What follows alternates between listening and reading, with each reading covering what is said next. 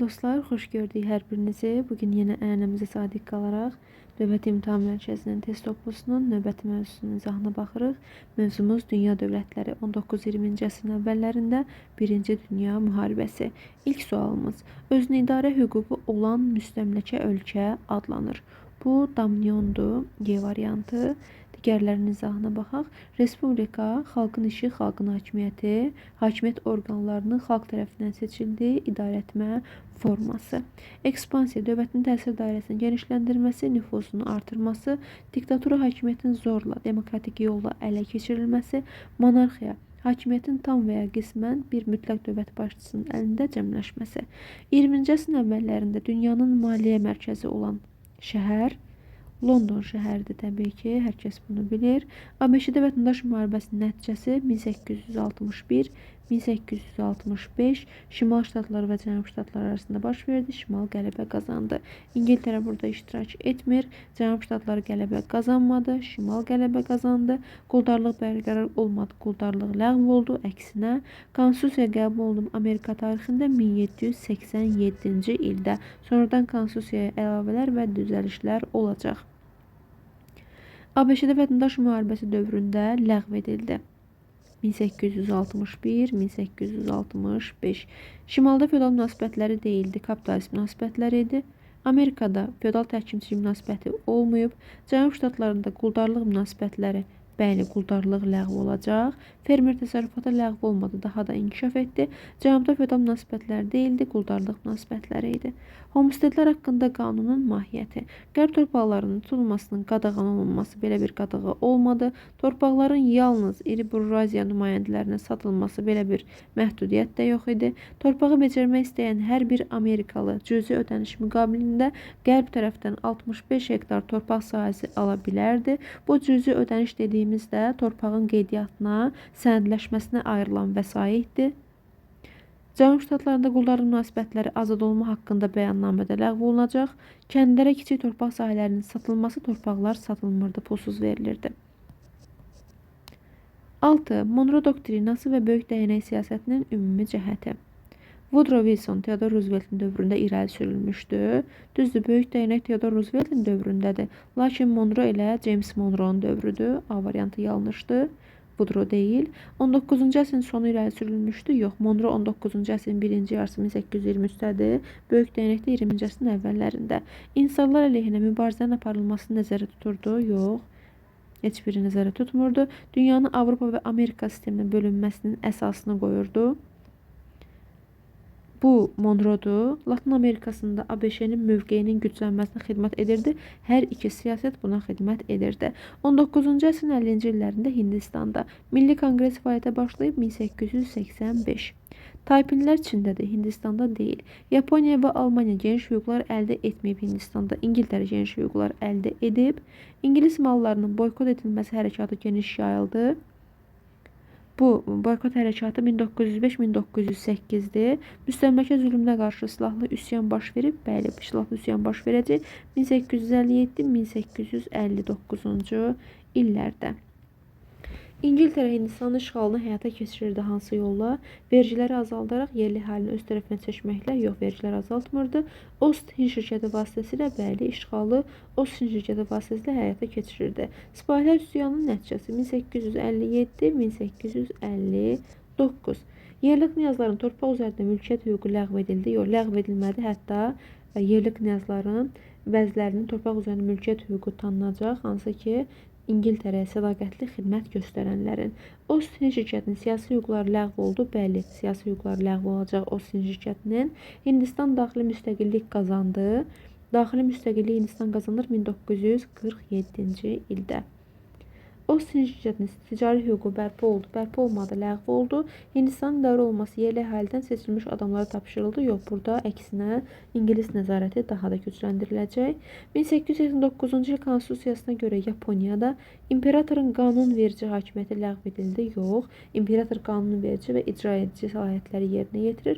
Hərbi diktatura yaranmadı. İmperator toxunulmazdı. Bəli, mütləq monarxiya yox, konstitusiyal monarxiya yarandı. Syoquna geniş səlahiyyətlər verilmədi. Çünki Syoq soyğun rejimi ləğv olmuşdu.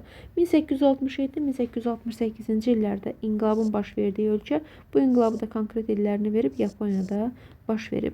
19-cu əsrin ikinci yarısında konstitusiyalı monarxiya elan olunan dövlət Hindistanda İngilis müstəmləkə idarəetmə sistemidir. Çində mütləq monarxiyadır. Amerika Federativ Respublikadır. Rusiya mütləq monarxiyadır. Bəli, Yaponiyada konstitusiya monarxiya elan olunacaq. Brest-Litovsk, Mudros, Kompensiyon müqavilələri ilə müvafiq olaraq birinci dünyadan çıxan dövlətlər. Brest-Litovskla çıxan Sovet Rusiyası, Çar Rusiyası deyil. Çünki 1917 oktyabr çevrilişindən sonra bolşeviklər hakimiyyəti ələ keçirilmişdi.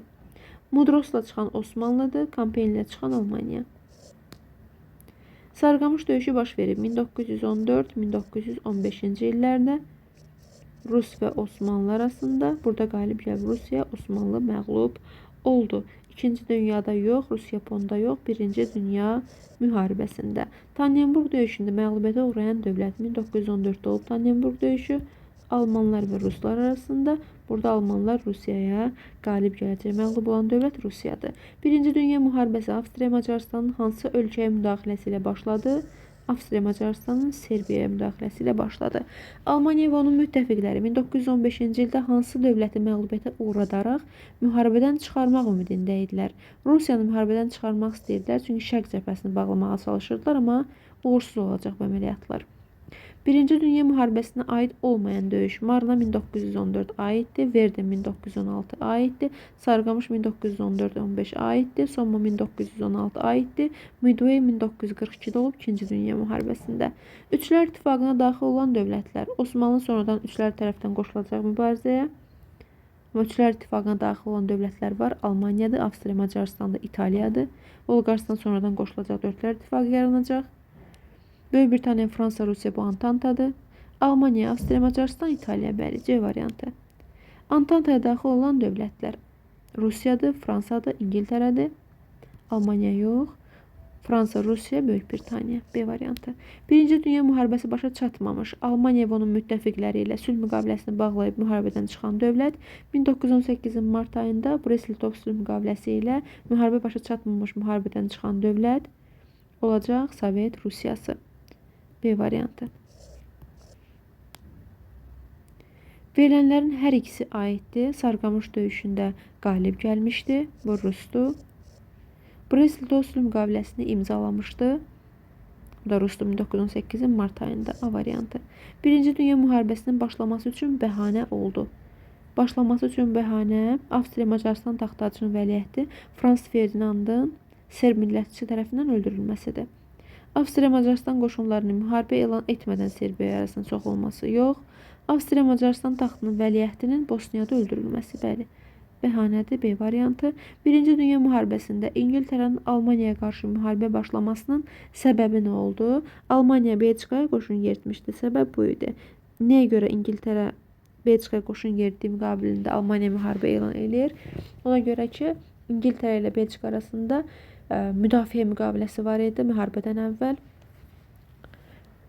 Dördlər İttifaqının yaranması yox, Fransa hökumətinin təslim olması yox, Almaniyanın sualtı qayıqlardan istifadəsi deyil, Almaniyanın Belçika arasında zəhərli xlor qazından istifadəsi yox, Almaniyanın Belçikaya qoşun yeritməsi İngiltərənin Almaniya müharibə elan etməsinə səbəb olacaq. Məsələ də o idi ki, İngiltərə və Belçika arasında müdafiə müqaviləsi imzalanmışdı. 1871-ci ildə vahid halda birləşdirilməsi başa çatan dövlət. 71-ci ildə vahid halda birləşdi Almaniya. 3. D variantı. 1879-1882-ci illərdə Üçlər İttifaqının yaradılmasına iştirak edən dövlət. Üçlər İttifaqının tərkibinə daxildir Avstriya, Macarıstan, Almaniya, İtaliya. Yaradılmasına iştirak edən dövlətdə də biz burada görürük Almaniyanı. 1. 1871-ci il müqaviləsinə görə Fransanın Elzas və Lotaringiya vilayətlərini ələ keçirən dövlət. Bu vilayətlər Fransadan keçdi Almaniyaya. 3. 1871-ci il müqaviləsinə görə Almaniya Elzas və Lotaringiyanı bu dövlətdən aldı. Fransadan alıb. 1. İngiltərə və Osmanlı İmperiyası müttəfiq kimi iştirak etmişdi. Birinci dünyada rəqib idilər. Şimal müharibəsində heç bir iştirak etmir. Krım müharibəsində. Krım müharibəsində deməli İngiltərə ilə Osmanlı arasında müttəfiqlik varmı? Var. Osmanlıdır, İngiltərədir, Fransadır, müttəfiqdilər. C variantı doğrudur. 100 illik müharibədə. 100 illik müharibə İngiltərə ilə Fransa arasında baş verib Osmanlı burada iştirak etmir. Birinci Tireç müharibəsində də Osmanlı yoxdur. Çin'de, İngiltere'de. Doğru cevap C variantıdır. Osmanlı dövlətinə aid olmayan döyüş. Göyçay döyüşü olub 1918'in iyul ayında. Bu döyüşlərdə Azərbaycan-Osmanlı koalisiyası var. Kutulamare döyüşü 1915-ci ildə olub. Bu döyüşdə İngilis və Osmanlılar arasında burada da iştirak edir. Çanaqqala döyüşündə də İngilislər, Fransızlar və İngiltərənin domniyonları Yeni Zelandiya, Avstraliya, Osmanlıya qarşı vuruşur. Sarıqamış döyüşündə də Rusiya Osmanlıdır. Tannenburg döyüşü ama Almanya ve Rusya arasında olub. Siyoğun rejimi. Siyoğun rejimi Fransa'da değil, Yaponya'dadır. Monroe İngiltere değil, Fransa değil, Amerika'dır. Böyük değnek Amerika'dır. 2 ve 5 bizim cevabdır. Siyoğun Yaponya'dır. 2'ni çıxacağım. Böyük değnek Hindistan değil. Taypinlər Yaponiya değil, Çin'dir. 1 ve 5. Birinci Dünya Müharibəsi dövründə müstəqillik qazanmış dövlət. Birinci Dünya 1914-1918-ci illərdə 18 noyabrında bitir. Hindistan 1947-ci ildə müstəqillik qazanacaq. Çin formal müstəqildir. SSR 1922-ci ildə yaranır. Yaponiya müstəqildir. Azərbaycan Xalq Cümhuriyyəti 1918-28 may müstəqilliyini elan edir. Doğru cevabımız oldu bizim C. Birinci Dünya Müharibəsi dövründə monarxiya devrildi. Harda? Birinci Dünya 1914-1918 monarxiya 2 ölkədə devrilib. Almaniyada, Rusiyada. Çində mütləq monarxiya deyil artıq. Çin monarxiyası devrildi 1911-ci ildə. İngiltərə parlamentli monarxiyadır. Çində respublikadır yəni. Rumıniya monarxiyadır. Fransa 1870-ci ildə 3-cü respublika dövrünə qədəm qoyub 1940-a qədər. Almaniya olmasaydı Rusiyanı da götürə bilərdik. Almaniyada 1918 noyabrda monarxiya devrilir, respublika yaranır. 19-cu əsrin 70-ci illərin əvvəlində London konferansında Qara dənizdə donanma saxlamaq hüququnu bərpa edən dövlət. Bu hüququ itirmişdi 1856 Paris konferansında. Rusiya bərpa edir Londonda. Rusiyadır, yəni C variantı. 19-cu əsrin 50-ci illərin ortalarında Osmanlı dövləti ilə müharibədə məğlub olan dövlət 1853-1856 Krım müharibəsindən gedir söhbət. Məğlub olanda Rusiyadır. Birinci Napoleon imperiyasının süqutunun başlanğıcı oldu. İmperiya 1804-1814. Sedan fəlakəti 1873-cü Napoleondur. Rusiyadakı məğlubiyyət 1812 bəli. İmperiyanın süqutunun başlanğıcıdır. Waterloo döyüşündəki məğlubiyyət 1815-ci ildədir. 1815-ci ildə Napoleon qısa müddətə gəlib hakimiyyəti ələ keçirir, amma imperator deyildi. Yadda saxlayın. Bunu qarışdırmayın. Viyana Konqresinin qərarları Napoleon imperiyasının süqutundan sonra çağırılıb. Müttəfiq qoşunların Austerlitz döyüşündə qələbəsi, Austerlitz döyüşündə müttəfiq qoşunlar yox, Napoleon qələbə qazanıb 1805-ci ildə Avstriya və Rusiya qoşunlarına. ABŞ-də vətəndaş müharibəsi ərəfə 2 hakimiyyətli ləğv edildi. Ərəfə deyil bu müharibənin nəticəsidir. Homestedlər haqqında qanunun qəbul olunması müharibənin gedişidir. Cənub ştatlarında quldarlıq münasibətlərinin ləğv olunması müharibənin gedişidir. Yeni dövlət yaranıb. Bəli, yeni dövlət 1861-ci ildə Amerika ştatlarının konfederasiyasıdır. Afro-Amerikalılar ağlarla bərabər siyasi hüquqları qazanıb 1866-cı ildə. Yəni müharibədən sonra. Napoleon Avropada apardığı müharibələrdə böyük vəsaitə ehtiyac duyduğu üçün hansı addımı atır? Tezli sülhünə əsasən Rusiyadan təzminat alınmır. İngiltərənin sülh və qurudan mühasirə alaraq zəiflədir.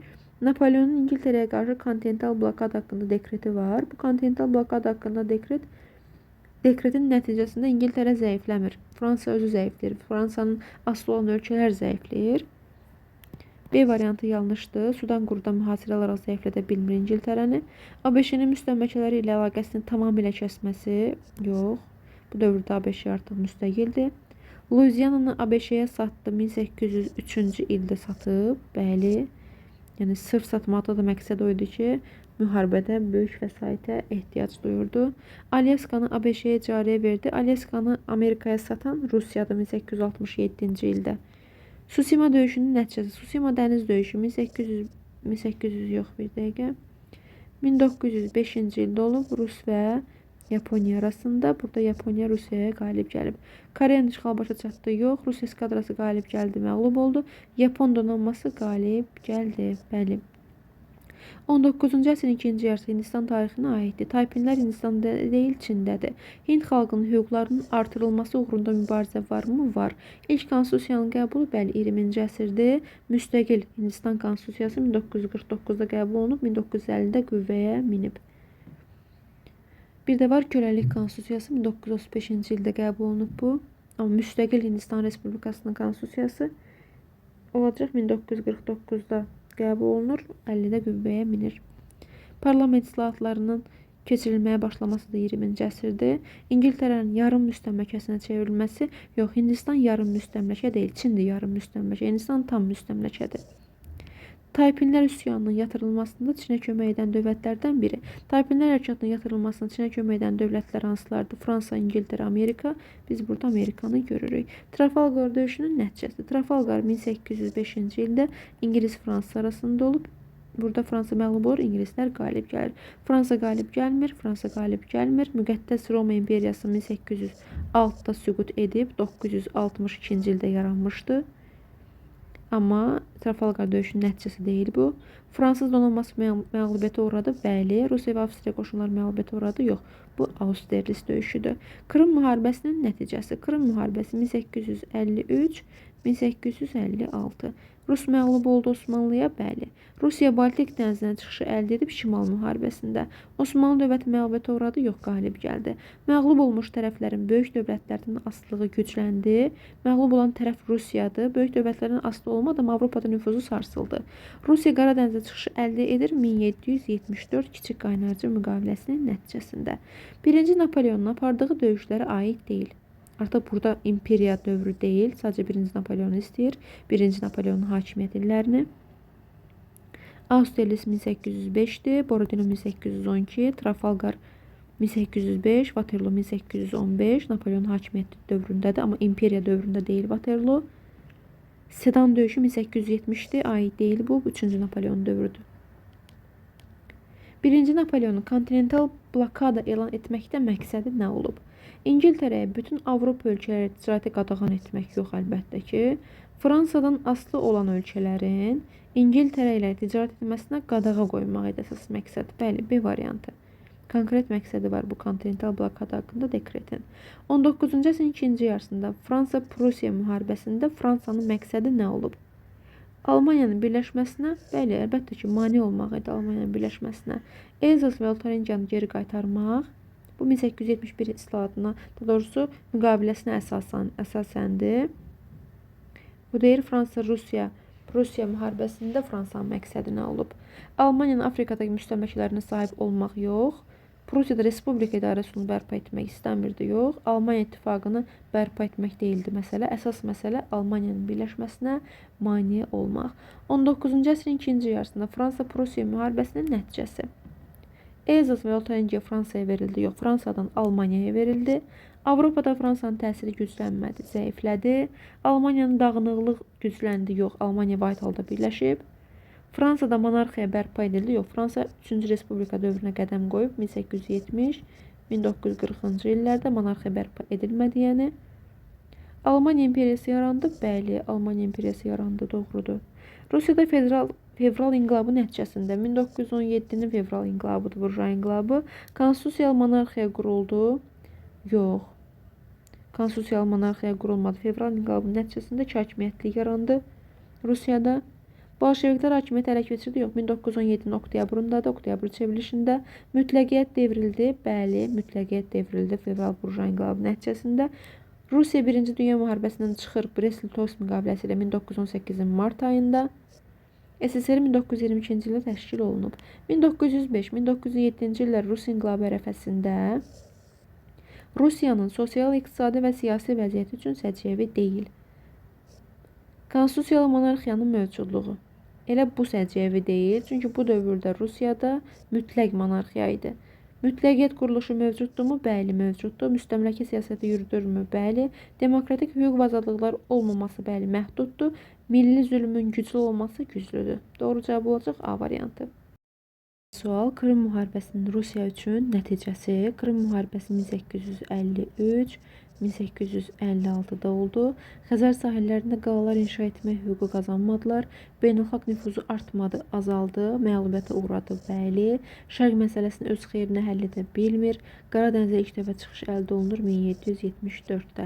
Verilən hər iki şərt aiddir. Polşanın bir hissəsi Rusiyaya ilhaq olunub.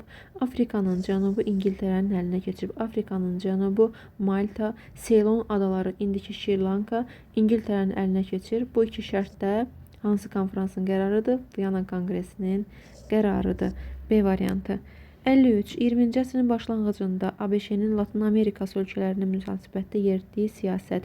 Monroe 19-cu əsrdir. Mehriban qonşuluq 20-ci əsrin 30-cu illəridir. Franklin Rooseveltin dövründədir. Bizə 20-ci əsrin başlanğıcı lazımdır.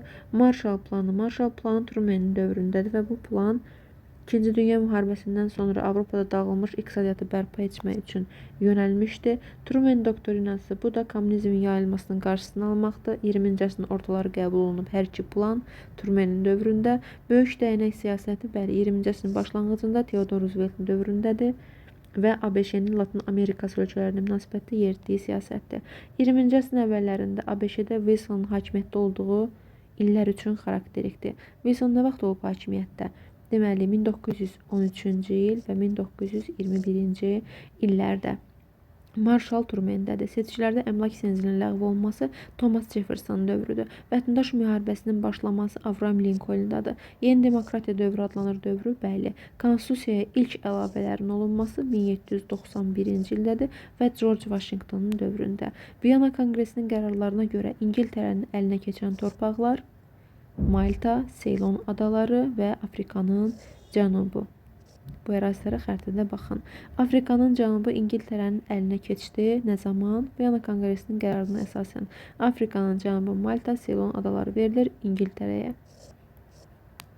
Osmanlı dövləti məğlub olub, Osmanlı Ədirnəni itirib. Ədirnəni itiribsə, deməli söhbət 1912-1913-cü illər 1-ci Balkan müharibəsindən gedir. 1-ci Balkanda itirəcək və 2-ci Balkanda geri qaytaracaq. Sarıqamış 2-ci Balkan yox, Krım yox, 1-ci Dünya yox, 1-ci Balkan. Osmanlı dövlətinə ərazi bütövlüyü təmin olundu. Rusiyanın beynəlxalq nüfuzu sarsılıb. Beynəlxalq nüfuzu sarsılıbsa, bu müharibə 1853-cü və 1856-cı illərdə olan Krım müharibəsidir. 1-ci Dünya müharibəsində yox, 1-ci Balkan müharibəsi yox, Sarıqamış döyüşündə onsuz Rusiya qalib gəlib. Krım müharibəsinin nəticəsidir bu. Bəli, beynəlxalq nüfuzun sarsılması, Avropada hakimiyyətinin zəifləməsi və Osmanlı'nın ərazi bütövlüyünün təmin olunması. Çində Mancur sülaləsinin hakimiyyətinə son qoyuldu. 1911-ci ildə 11-13 inqilabında dirək müharibəsində yox, Yapon-Çin müharibəsi deyil, Tayfinlər hərəkatına son qoyulmadı, Yaponiyanın hərbi müdaxiləsi yox, 1911-1913-cü illər inqilabında. 11-13-cü illər Çin inqilabının nəticəsi Tayfinlər hərəkatı yatırıldı. Tayfinlər hərəkatı yatırılıb 1864-də. Respublikaya son qoyulmadı, respublika yarandı. Syoqun rejimi Çin deyil, Yaponiyadır. Monarxiya devrildi mi? Bəli, devrildi. Mancurların hakimiyyəti devrildi. Sun Yat-sen imperator elan olundu? Bəli. Yox, üzr istəyirəm, çox üzr istəyirəm. Sun Yat-sen imperator deyil, prezidentdir. Yaponiyada vahid pul sistemi müəyyən olundu. Bu iqtisadi islahatdır. Ərazi prefekturalara bölündü. Bu da inzibati islahatdır. Rus-Yapon müharibəsinin gedişi deyil. Bunlar burjua islahatlarının gedişindədir. 19-cu əsrin ikinci yarısında, bəli, burjua islahatları 19-cu əsrin ikinci yarısında olub Yaponiyada. Mutsixidonun iqtisadi islahatları ilə iqtisadi yox, pul sistemi iqtisadi islahatdır, amma prefekturalara bölünmə inzibati islahatdır. Mən deyəcəyini götürə bilmərəm. 1-ci Dünya müharibəsində yox, burjua islahatlarıdır. 1889 konstitusiyasına əsasən yox. Yaponiyada ölkə ərazi prefekturalara bölündü. Bu inzibati islahat, samuray dəstələrinin ləğv olunması, bu da hərbi islahat. ABŞ ilə imzalanan müqavilələrin əsasında yox, Rus-Yapon müharibəsi illərində yox, 19-cu əsrin 2-ci rübündə yox, 3-cü rübündə Mutsixidon islahatları nəticəsində bəli 1868-ci ildə burjua islahatları inqilab başlayır. D variantı. Tayfinlər üsyanı da Yaponiyada olmayıb, Çində olub. 1649-cu il İngiltərə, 1870 Fransa. ABŞ-nin müstəqilliyinin tanınması İngiltərə 1783-də tanıyıb, Fransada 1778-ci ildə. İlk dəfə qanunverici orqanları fəaliyyətə başlayıb. İngiltərə 1265-də, Fransada 1302-ci ildə. Osmanlı ilə müharibə yoxdur bu dövrlərdə. Sənaye çevrilişinin başa çatması hər ikisində 19-cu əsrin ortalarında, respublika elan olunması bəli ikisinin də ortaq cəhətidir. Fransada 3-cü respublika qurulur 1870-dən 1940-cı ilə qədər. Eləcə də İngiltərədə 1649-cu ildə respublika yarandı. Fransada 1-ci Napoleonun hakimiyyəti dövrü üçün səciyyəvidir. Sedan fəlakəti 3-cü Napoleondur. Müqəddəs ittifaqa qoşulmur. Sənaye çevrilişinin başa çatması 3-cü Napoleondur. Elzas və Turingiyanın itirilməsi bu respublika dövründə olub. Yəni 3-cü respublika dövründə. Kontinental blokad haqqında dekret 1806-cı ildə bəli Napoleonun hakimiyyət dövrünə aiddir. ABŞ-də Abraham Lincolnun hökumətinin həyata keçirdiyi tədbir seçkilərdə əmlak senzinin ləğv olunması Thomas Jeffersondadır. Louisiana və Floridanın ələ keçirilməsi Louisiana 1803-cü ildə olacaq Thomas Jefferson dövründə, Floridanın ələ keçirilməsi olacaq 1819-cu ildə, bu da James Monroe'nun dövründə. Böyük dəyənək siyasəti Theodore Roosevelt'dədir. Konstitusiyanın qəbul olunması deyirsə 1787-ci ildədir. Burada heç prezident hakimiyyəti yoxdur hələ. 1789-cu ildə yaranacaq. Homestedlər haqqında qanunun verilməsi 1862-ci ildə bu Lincoln dövrünə aiddir. ABŞ-də Abraham Lincoln prezidentliyi dövründə baş vermişdi. Yəni 1861-1865-ci illər. Hüquqlar haqqında bilin qəbul olması 1791-ci ildə George Washington dövrüdür. Monroe ilə James Monroe'nun dövrüdür. İngiltərə ilə ilk dəfə mübarizənin başlaması 1775-də başlayıb mübarizə. Bu mübarizədə hələ Amerika müstəqil deyildi. Azad olma haqqında bəyannamənin qəbul olunması bəli Abraham Lincoln dövründədir və bu olub Vətəndaş müharibəsinin gedişində. Gent müqaviləsinin imzalanması 1814-cü ildədir. Gent müqaviləsi də imzalanıb kimin dövründə? Bu da Madison dövrüdür. Madison dövrüdür. Oldu. Doğru cavabımız D variantı. ABŞ-nin tarixinə aid deyil. Fransadan ərazinin satın alınması 1803-cü il Louisiana'dan satın aldı. Napoleondan, 1-ci Napoleondan. AXC nümayəndə heyəti ilə görüşün keçirilib. Böyük dəyənək var Teodorda. Açıq qapı doktrinası. Açıq qapı 1899-da olub. Bəli, 1899 bir də 1900-cü illərdə olub açıq qapı doktrinası. Var, yəni Amerikaya aiddir.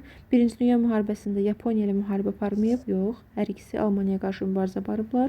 İkinci Dünyada Amerikanın var Yaponiya ilə müharibəsi. 67 oldu Y variantı. 68. ABŞ-nin tarixinə aid deyil. İngiltərə ilə müharibə var. Dünyada ilk dəmir yolu İngiltərədə çəkilib 1825-ci ildə. AXC ilə diplomatik münasibətlər var. Gent müqaviləsi 1814 var. Birinci Dünya müharibəsində iştirak edibmi? Bəli, 1917-ci ildə qoşulur. Birinci Dünya müharibəsinin əsas səbəblərindən biri var bəhanə, bir də var səbəb.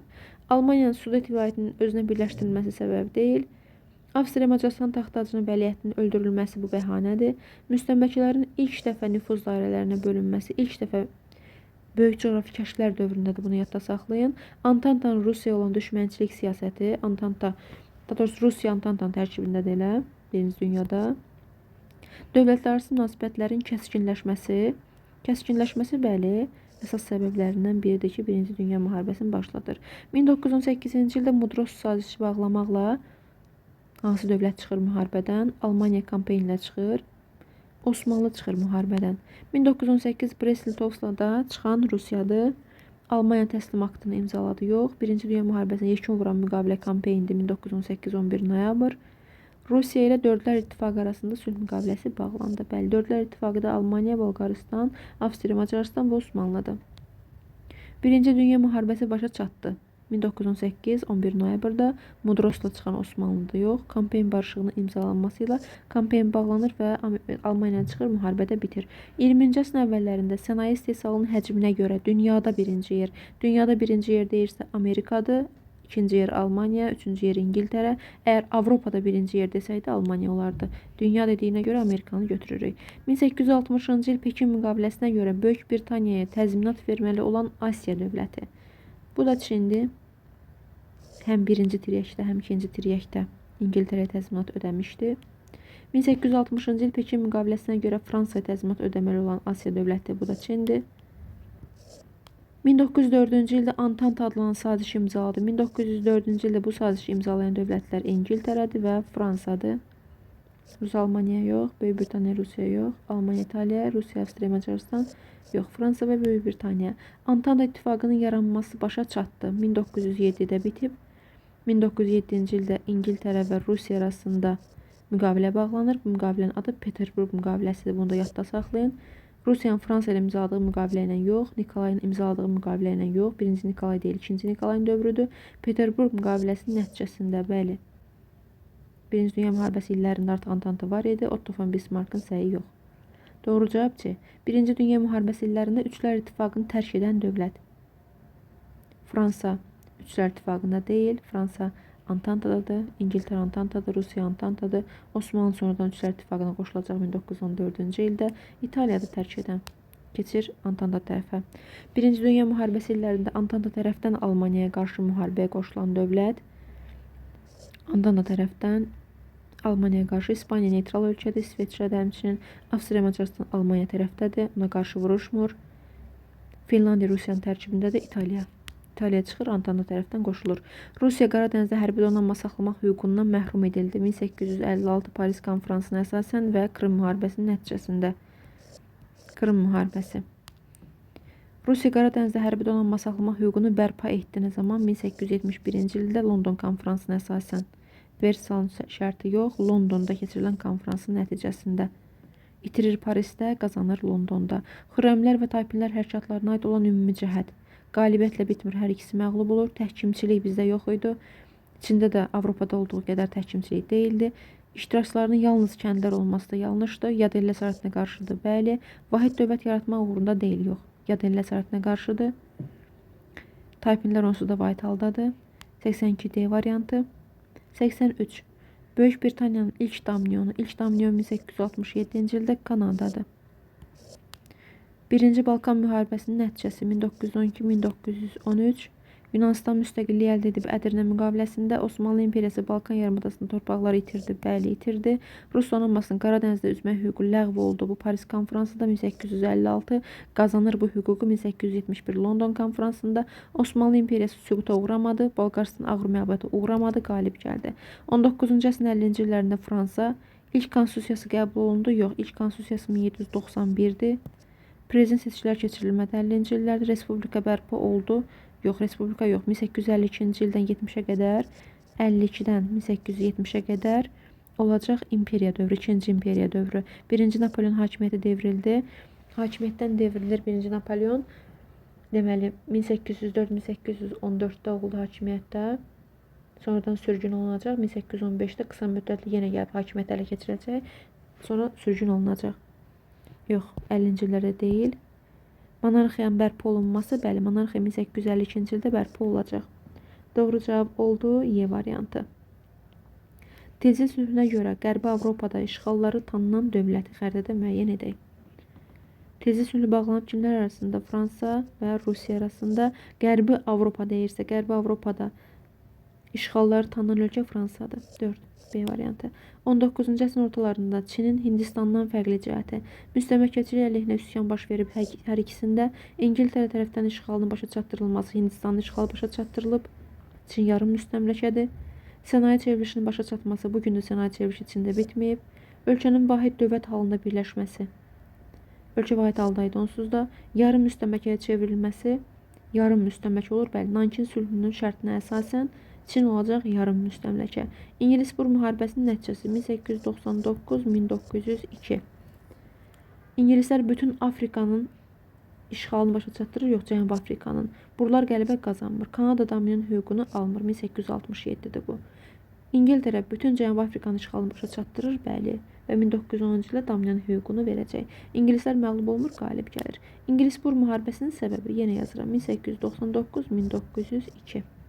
Cənubi Afrikanın bölüşdürülməsi uğrunda mübarizə deyildi. Tam hakimiyyət ələ keçirmək istəyirdi.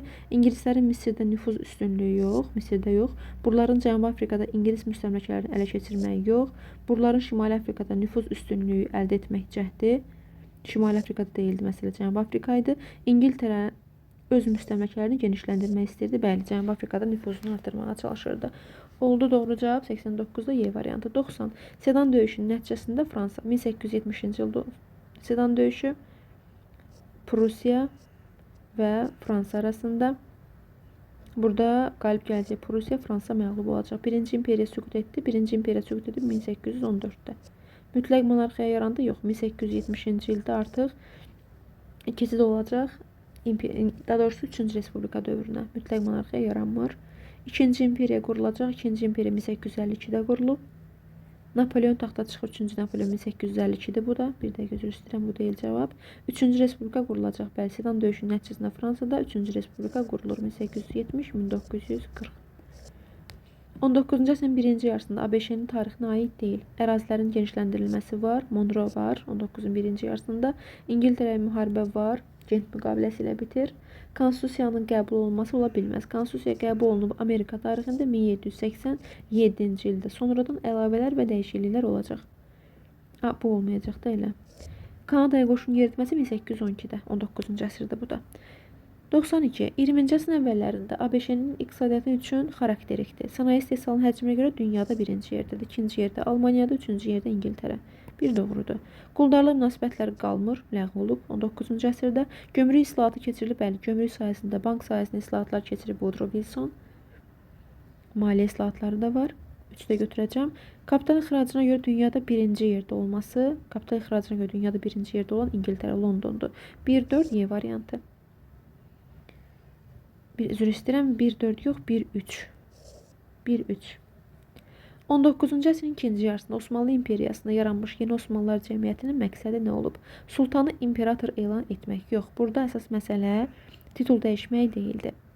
İdarəetmə sistemində dəyişiklik etmək istəyirdilər. Konstitusiyanın qəbulunu, parlamentin yaradılmasını, bir də hüquq azadlıqlarının genişləndirilməsini istəyirdi yeni Osmanlılar. Parlamentli respublika yaratmaq, yox, respublika yaratmaq istəmirdilər. Sultansız idarəetmə istəmirdi bunlar. Düzdür, mütləq monarxiyaya qarşı idilər, konstitusiyalı monarxiya tələb edirdilər. Mütləq monarxiyaya qarşı idilər. İmperatorun, daha doğrusu imperator yox, sultanın hakimiyyətini məhdudlaşdırmaq istəyirdilər konstitusiya ilə. Sultan hakimiyyətinə son qoymaq istəmirdilər. Sadəcə sultan hakimiyyətini konstitusiya ilə məhdudlaşdırmağa çalışırdılar. Ölkənin konstitusiyalı monarxiyaya çevrilməsini istəyirdilər. Bəli, Y variantı doğrudur. 19-cu əsrin ikinci yarısında gənc türklərin əsas tələbi nə olub? Əsasən daxili tələblərdir. 1876-cı il konstitusiyasını bərpa etmək əsas tələbi idi, doğrudur. Ölkəni mütləq monarxiyaya çevirmək istəmirdilər. Bunlar da yeni Osmanlılar kimi sultanın hakimiyyətini məhdudlaşdırmağa çalışırdılar konstitusiya ilə. Ölkəni respublika elan etmək istəmirdilər, yox. Konstitusiya monarxiya istəyirdilər. Rusiyaya qarşı müharibə başlamaq deyildi burada tələb. Balkanları yenidən bölüşdürmək tələbi də yox idi. Çinin yarım müstəmləkəyə çevrilməsinin başlanğıcını qoyan müqavilə 1842-ci ildə Nankin müqaviləsidir. Birinci Tiryak müharibəsinin nəticəsi bəli elə budur. Ostin şirkətinin içinə müdaxiləsi yox. Taypinlər hərəkatının yatırılmasının nəticəsində ondan əvvəl çevrilmişdi yarım müstəmləkəyə. Sipahilər üsyan içində olmayıb. İkinci Tiryak müharibəsinin başa çatmasından yox, birinci Tiryakin başa çatmasında yarım müstəmləkəyə çevrilir. Çində ingilislərin ekstraterritorial hüququ verildi ingilislərə. Bu toxunulmazlıq hüququdur, veriləcək birinci Tiryak müharibəsində. Ayqun müqaviləsi Çin və Rus arasındadır 1858. 19-cu əsrin ilk rübündə deyil, ikinci rübündədir. Mancur sülaləsinin hakimiyyətə gəlməsi ilə yox. Nankin müqaviləsi ilə, bəli, 1842-ci ildə Nankin müqaviləsindən əsasən olacaq bu. Taypin dövlətinin yaranması ilə yox. Taypin dövləti yadınızda qalsın. 1851-ci ildə yaranıb, 1864-də ləğv olub. Taypinlər hərəkatının gedişində. Qadınlara kişilərlə bərabər hüquq verilmişdi. Sipahilərdə yox, gənc türklər yox, taypinlər üsyanının dövründə. Bir də qadınlara kişilərlə bərabər hüquqlar tələb edən üsyan var. O da Babillər hərəkatıdır, Babillər üsyanıdır 1848-1852-ci illərdə. Çin ilə İngiltərə arasında bağlamış Nankin müqaviləsi ilə ilk bərabər hüquqlu müqavilə imzalandı. Yox, bərabər hüquqlu deyildi. Burada İngiltərənin üstünlüyü var. Hong-Kong ABŞ-yə verilmədi. Hong-Kong İngiltərəyə veriləcək Nankin müqaviləsində. İngiltərə də bunu 1997-ci ildə, bəli, 97-ci ildə Hong-Kongu İngiltərə Çinə qaytaracaq. Daxili bazar Qərbi Avropa ölkələrin üzərində bağlamadı, yox. Əksinə, Çin İngiltərəyə təzminat ödəməli oldu. Xarici tacirlərə yüksək gömrük haqqı qoyuldu, yox, yüksək gömrük haqqı qoyulmadı. 1911-1913-cü illər Çin inqilabının əsas nəticələrindən biri. Çin Prezident Respublikası elan olundu, ilk prezident də Sun Yat-sen. Ölkə konstitusiyalı monarxiya oldu, monarxiya devrildi, yox. İnqilab yatırıldı, monarxiya saxlandı, monarxiya saxlanmadı. Mancurların hakimiyyəti məhdudlaşdı, yox, birbaşa ləğv oldu. Çin Xalq Respublikası qurulub 1949-cu ildə. Sipahilər üsyanının nəticələrindən biri. Sipahilər 1857-1859. Sipahilərin imtiyazlarının artırılması, nəticələr imtiyazının artırılması deyil. İngilis ağalına son qoyulmur. Burada artıq İngilis ağalı daha da güclənir. Əhali üzərindən qoyulan verişlər azalmır, artır. Böyük Moğol dövlətinə rəsmən son qoyulacaq. Bəli, Hindistana müstəqillik verilib 1947-ci ildə. Başlamasının səbəblərindən biri 1857-də başlayır, 1859-da bitir. Səbəbləri də müstəmləkə əsarəti və zorakı xristianlaşmadır. Hindistan iri dövlətlər arasında bölünmür, İngiltərənin müstəmləkəsidir. Aud knyazlığının Ost-Hind şirkəti tərəfindən işğalı səbəb deyil. Hindilərin zorla xristianlaşdırılacaqları barədə yayılan xəbər buna səbəb olacaq. Çində İngilis zülmünün güclənməsi, sipahilər Hindistanda Çində deyil. Sipahi ordusunun ləğv edilməsi haqqında verilən fərman da belə bir fərman da yoxdur. Birinci Tiryak müharibəsinin nəticələrindən biri. Birinci Tiryak 1840-1842 Nankinlə bitir. Taypin dövləti süquta uğradıldı. Taypin yaranımı 1851-də, süquta uğrayıb 1864-də. Çin müstəmləkəyə çevrilmir. Çin yarım müstəmləkəyə çevrilir. Çində Mancur ağalına 1911-də son qoyulub. İngilislərin ticarət hüququ ləğv edildi, yox. İngilislər ticari hüquqları veriləcək. Çinin yarım müstəmləkəyə çevrilməsinin başlanğıcı Nankin müqaviləsi qoyur. Bəli, birinci Tiryakin yekununda. İkinci Tiryak 1856-da olub, 1860-a qədər davam edib, nəticəsini istəyir. Pekin müqaviləsi ilə bitib, Fransız qoşunları Çindən çıxarıldı, yanlışdır. Hong-Kong adası İngilislərdən azad olundu, yox. Hong-Kong adası 1-ci Tiryak müharibəsində İngiltərənin icarəsinə verilir və İngiltərə bunu qaytarır 1997-ci ildə Çinə. Ayqun müqaviləsi 1858 Çin və Rusiya arasında bağlanıb, ölkəyə tirək gətirilməsi qadağan olunmadı. Əksinə, tirəkin açıq satışına icazə verildi. Qeyri-bərabər hüquqlu müqavilələr imzalandı. Bəli, Çin Fransa və İngiltərə ilə qeyri-bərabər müqavilə imzalayır. Çinin 19-cu əsrin 50-ci illərinin ikinci yarısı tarixinə aiddir. İkinci Tirək müharibəsi elə bu olacaq. 1856-da başladığına görə Taypinlər hərəkatının başlaması 1850-dir. Koreya uğrunda Yaponiya ilə müharibə 1895-də başlayır. Taypin dövlətinin süquta uğraması 1864-dür. Nankin müqaviləsi 1842. 19-cu əsrin sonu, 20-ci əsrin əvvəllərində Yaponiya ilə Almaniya dövlət quruluşunda oxşarlıq. Mütləq monarxiya deyirlər, konstitusiyalı monarxiyadırlar. Respublika elan edilməyiblər, konstitusiyalı monarxiya dövrüdür. Dövlətin başında imperator durur, doğrudur. Bütün hakimiyyət parlamenti məxsus deyil. Kapitalist münasibətlərin yaranmağa başlaması, kapitalist münasibətlər 19-cu əsrdə yaranmağa başlayıb, lakin bu dövlətin quruluşuna aid deyil. Kapitalist münasibətlərin yaranması dövlət quruluşuna aid deyil. Çıxıram Y variantını, doğru cavab olacaq 105C. Dövlət quruluşu deyəndə, yəni idarəetmə sistemindən, hakimiyyətin bölünməsindən, dövləti kim idarə edir, necə idarə edir, yəni bundan söhbət gedir. Kapitalist münasibətləri bura aid edə bilmərik. Tannenburg döyüşünün nəticəsi. Tannenburg olub 1914-cü ildə Almaniya və Rusiya arasında. Burada qalib gələn Almaniyadır, Rusiya məğlub olur. Rusiya qoşunları ağır məğlubiyyətə uğradı. Schlieffen planı nəzərdə tuturdu. 1905-ci ildə verilib bu plan Almaniyada. İtaliyaya qarşı ildırım sürətli müharibə planı deyil. Fransanı qısa müddət ərzində məğlub edib Rusiyaya qarşı müharibə aparmağa yönəlmişdi bu siyasət, bu plan. B variantı doğru cavab. 1915-ci il hərbi əməliyyatlarının gedişində Almaniya və onun müttəfiqlərin başlıca məqsədi, bu məqsəddən danışdıq ki, başlıca məqsədləri Rusiyanı müharibədən çıxarmaq, şərq cəbhəsini bağlamaq idi. Üçlər İttifaqına yeni müttəfiq cəlb etmək yox, İngiltərə ilə bir tərəfli sülh müqaviləsi yox, Fransanı darmadağın etmək deyildi məsələ. Somma sahilindəki məğlubiyyətin əvəzini çıxmaq, Somma 1916-da olub, Rusiyanı məğlubiyyətə uğradıb onu müharibədən çıxarmaq. Uyğunluq gözlənilib. Gent müqaviləsini İngiltərə bağlayıb Amerika ilə 1814-də bəli. ABŞ böyük dəyənək siyasətini Latın Amerikası ölkələrinə qarşı yürüdüb. 3-4 doğrudur. Yaponiya Monroe doktrinası Amerika yox, Monroe Latın Amerikası ölkələrinə qarşıdır. Açıq qapı Amerika SSR-yə qarşı yox, Çinə qarşıdır açıq qapı. 1-2 yanlışdır, 3-4 doğrudur D variantı. 110 Navarin, Trafalgar. Navarin olub 1827-ci ildə, Trafalgar olub 1805-ci ildə. Trafalgar İngilis-Fransızdır, Navarin İngilis-Fransız Rusiya Osmanlıya qarşı. Dəniz döyüşləridir, hər ikisi dəniz döyüşüdür. Rusların qalib gəlməsi, Navarində qalib gəlib Ruslar. Fransız donanmasının məğlub olması, Fransız donanması Trafalgarda məğlub olub. 18-ci əsrdə baş verməsi yox, hər ikisi 19-da baş verib. Aralıq dənizində baş verməsi, bizdən dənizi də istəyir artıq. Navarində döyüşü İon dənizində olub, Trafalgar döyüşü İspaniyanın Atlantik okean sahillərində Trafalgar burnunda. Trafalgar və Waterloo döyüşlərinə aid oxşar cəhət. Trafalgar 1805-də oldu, Waterloo döyüşü 1815-də. Fransanın məğlub olması, Waterlooda Fransa 7-ci koalisiya qüvvələrinə məğlub olur. Trafalgarda da İngiltərəyə məğlub olur. Elə adı variantıdır. Müttəfiqlərin qalib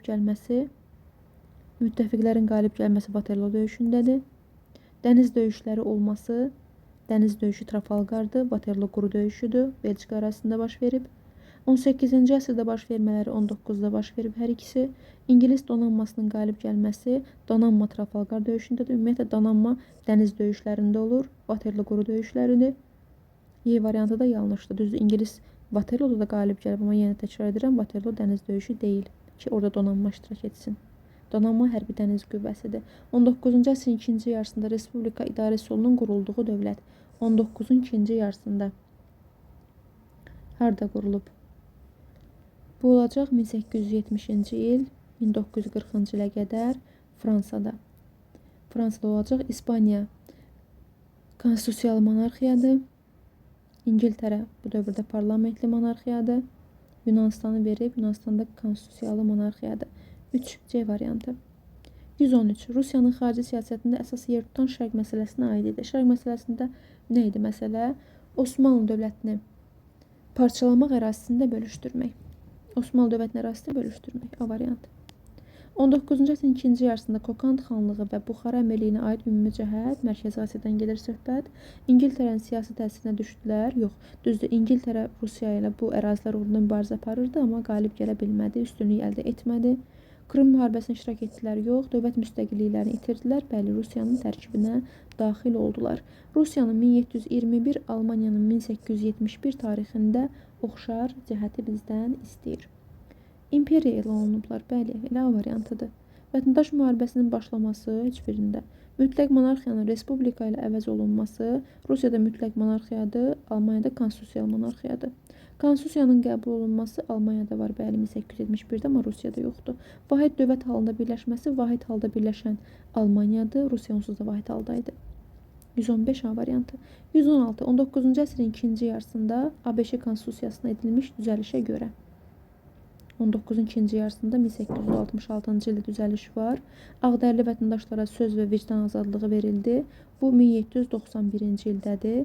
Quldarlıq ləğv edilib, azad olunma haqqında bəyannamaya əsasən 1863-də ləğv oldu. Homestedlər haqqında qanunun qəbul olunması. Homestedlər haqqında qanun 1862-ci ildə qəbul olunub. Afro-Amerikalılar ağlarla eyni mülki və siyasi hüquqlar əldə etdilər. Bəli, 1866-da bu hüquqları əldə etdilər, doğrudur. Qadınlarla kişilərə eyni hüquqlar verildi. Qadınlarla kişilərə eyni hüquqlar verilib 1920-ci ildə və bu da olacaq Woodrow Wilson dövründə 19-cu düzəlişə əsasən. Doğru cavabımız oldu 116-da D variantı. 117. ABŞ-də Avram Lincoln'un prezidentliyi dövrünə aiddir. 1861-1865-ci illər vətəndaş müharibəsinin başlaması elə bu olacaq. Böyük dəyənək Theodore Roosevelt'dədir. İngiltərənin ABŞ-nin müstəqilliyini tanıması 1783-cü ildə tanınıb. Burada hələ prezident hakimiyyəti yaranmayıb. İkinci istiqlaliyyət müharibəsinin başlaması, ikinci müharibə başlayır. Deməli, Madison'un dövründə ikinci istiqlaliyyət müharibəsi. Gent müqaviləsinin bağlanması. Gent müqaviləsi 1814-cü ildə, bu da Madison'un dövründədir. Doğru cavab 117 A variantı. 118-ə baxırıq. ABŞ-də Theodore Roosevelt'in hakimiyyət dövrünə aiddir.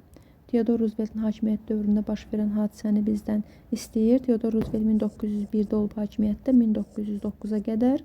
Dövlətin iqtisadiyyatı tənzim etmək siyasətindən imtina etməsi, əksinə bundan imtina etmir. Dövlətin iqtisadiyyatda müdaxiləsini daha da artırır. Marshall planı Turmendədir. Trestlər əleyhinə qanunu var. Taft-Hartley Turmendədir. Watergate əhvalatı Richard Nixon dövründədir. Yaponiyanın 19-cu əsrin 80-ci illər tarixi üçün səciyyəvidir. İlk konstitusiyanın qəbul olunması elə A variantıdır 1889. İlk inqilabın başlaması 1868. Vətəndaş müharibəsinin baş verməsi. Vətəndaş müharibəsinin baş verməsini qeyd aparın, yadda saxlayın. Çünki Dövlət İmtahan Mərkəzi bu məsələlərə toxunub artıq. 1868-1869 dolu vətəndaş müharibəsi Yaponiyada. Sipahilər üsyanının baş verməsi Yaponiya deyil, Hindistandır. İmperator hakimiyyətinin bərpa olunması yox, 19-cu 80-ci illərində bərpa olunma yoxdur. Sadəcə səlahiyyətlərin artırılması var imperatorun. E variantı yanlışdır. Doğru cavab 119 A olacaq. 19-cu əsrin ikinci yarısı Yaponiyada sosial-iqtisadi və idarəetmə sahələrində həyata keçirilmiş tədbirlərə aid deyil. Sosial-iqtisadi idarəetmə. İlk konstitusiyanın qəbul olunması aiddir. Syogun rejiminin süqutu aiddir. İlk qadın pedaqoji məktəbinin açılması aid deyil. Çünki bu mədəni sahədir. Sosial-iqtisadi idarəetmə sahəsi deyil. Knyazlıqların ləğv olunması aiddir. Vahid pul sistemi iqtisadi siyasətə aiddir. Amma C variantı mədəni sahədir. Rusiyada Stolipin aqrar islahatı nəzərdə tuturdu. Nəyi? Müvəqqəti mükəlləfiyyətin ləğv olunması 1881-ci ildədir. Yeni nizami ordunun yaranması yox. Torpaqsız kəndlərə dövlət yardımının göstərilməsi 1861-ci ildə dövlət yardımı göstərilir. Yəni verilən əsasnaməyə əsasən kənd icmalarının ləğv olunması bəli nəzərdə tutulurdu. Kəndlərə şəxsi azadlığın verilməsi 2-ci Aleksandrın dövründədir 1861-ci ildə. Almaniyanın birləşdirilməsi prosesinə aid deyil. Prosesə aid deyil, yəni gedişə. Respublika elan olunması. Respublika elan olunması proses deyil. 1918-ci ilin noyabrında Respublika elan olunub, yəni bu prosesə aid deyil. Danimarka ilə müharibə aparıb 1864-də aid olacaq. Fransa ilə müharibənin aparılması bəli 1870-ci ildə aiddir. Avstriyanın Sadova yaxınlığında məğlub olması 1866 aiddir. Şimali Alman İttifaqının yaranması 1866 aiddir. Aid olmayan 122-də A-dır. Respublika elan olunması 1918-in noyabrındadır 1-ci Dünya müharibəsinin gedişində. 19-cu əsrin ikinci yarısında Vahid Almaniya dövlətinə aid deyil. Vahid Almaniyaya aid olmasın. Otto Bismarckın kansler olması 1871 aiddir. Danimarkanın məğlub olması. Danimarkanın məğlub olması elə bu olacaq. Çünki 1864-cü ildədir. İtaliya ilə eyni hərbi blokda olması, bəli. Üçlər İttifaqında 1879-dan 1882-yə qədər Üçlər İttifaqı tam formalaşacaq. Vahid Almaniya dövlətinin yaranmasından sonradır. Konstitusiyanın qəbul olunması. Konstitusiya 1871-dir. Bu da aiddir. Elzas və Lotaringiyanın ələ keçirilməsi. Bu da olacaq 1871-ci ildə. Aid olmayan B variantıdır. Bütün Qafqazın 19-cu əsrin 60-cı illər tarixinin səciyyəvi cəhəti. Bütün Qafqaz. Rusiya tərəfindən işğalı başa çatdı. Bəli, elə 1864-də cavab olacaq 124-də A variantı. Müridizm hərəkatının başlaması. Deməli, müridizm hərəkatı nə vaxt olacaq? 1834-də başlayır, 1859-da bitir. Dövlət torpaqları kəndlərə pulsuz paylanmır. Güclü dövlət olan imamətin yaranması müridizmin gedişindədir. 19-cu əsrin 30-cu illəri dağlıq xalqların Rusiyanın tərkibinə könüllü daxil olması əlbəttə ki, könüllü deyildi, mübarizə aparırdılar. 19-cu əsrin ikinci yarısında Rusiya və Yaponiya üçün ümumi cəhət. İlk parlamentin çağırılması. Rusiyada ilk parlament çağırılıb 1906-cı ildə. Rusiyanın ilk parlamenti 1906-dır. Yaponiyada 1890-dır. Bunu da qeyd aparın, bunu da yadda saxlayın. Burjua inqilabının baş verməsi. Burjua inqilabı Yaponiyada baş verir. Rusiyada burjua inqilabı 20-ci əsrdədir. Monarxiyanın devrilməsi, monarxiya qalır. Rusiya bu dövrdə mütləq monarxiyadır, Yaponiya konstitusiyalı monarxiya. Burjua islahatları hər ikisində keçirilib. Mutsuhiton dövründə və 2-ci Aleksandrın dövründə. İlk konstitusiyanın qəbul olunması Yaponiyada 19-cu ikinci yarısındadır, amma Rusiyada 20-ci əsrdədir. 125 olacaq bizdə D variantı. 126. 1805-ci il Trafalgar dəniz vuruşmasında məğlub edilmiş dövlət. Trafalgarda məğlub olub Fransa, İngiltərəyə məğlub oldu. 1. D variantı 126. 127. Daha əvvəl olub. Böyük Britaniyada ilk Leybalist hökumətinin yaranması 1924. ABŞ-da ilk prezident seçkilərinin keçirilməsi 1789.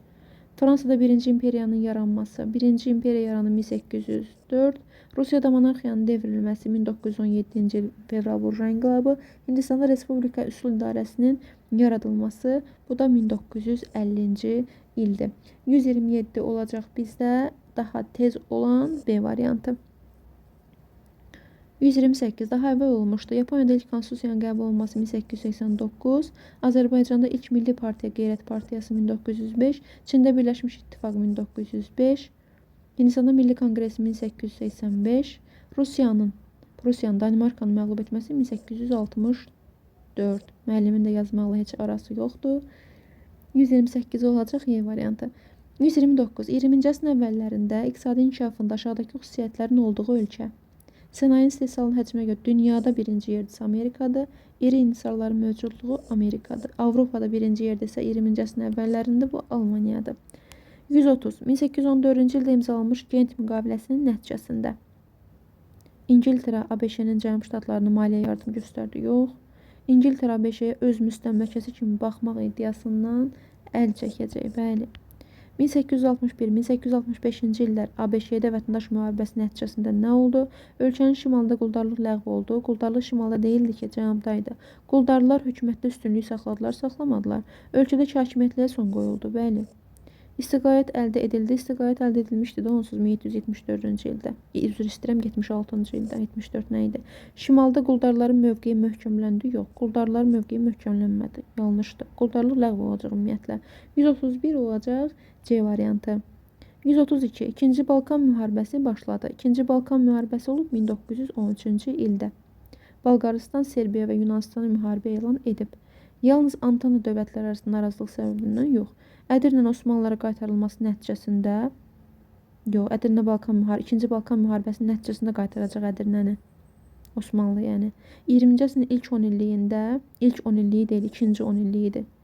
Türkiyəni bölüşdürmək yox, Osmanlıda bu dövrdə Türkiyə heç yaranmayıb. İşğal edilmiş ərazilərin bölüşdürülməsinə yaranmış narazılığın nəticəsində, bəli. 132 Y variantı, 133 Birinci Balkan müharibəsinin nəticəsi 1911, 1912-1913-cü illər olub Balkan, Birinci Balkan. Osmanlı dövləti məğlub olub burada. Balkan İttifaqına məğlub oldu. İngiltərə burada iştirak etmir, Rumıniya burada iştirak etmir. Osmanlı dövlətinin ərazisi genişlənmir, Osmanlının ərazisi kifayət qədər azalır. Balkan İttifaqı məğlub olmur, qalib gəlir. 1812-ci il Rusiya ilə Osmanlı dövləti arasında imzalanan müqavilənin nəticəsində bu müqavilə Buxarest müqaviləsidir. İngiltərəyə qarşı koalisiyanın əsası qoyulmur. Rusiya tacirləri Osmanlı dövlətində gömrüksüz ticarət etmək hüququ qazanmır. Rusiya Balkanlara öz nüfuzunu itirmir. Rus gəmilərinin Dunay çayı sahilində hərəkətinə icazə veriləcək. Bəli, Osmanlı dövləti müqəddəs ittifaqa daxil oldu. Yox, elə müqəddəs ittifaq Osmanlıya qarşı idi. Bu qədər. 134 D variantı.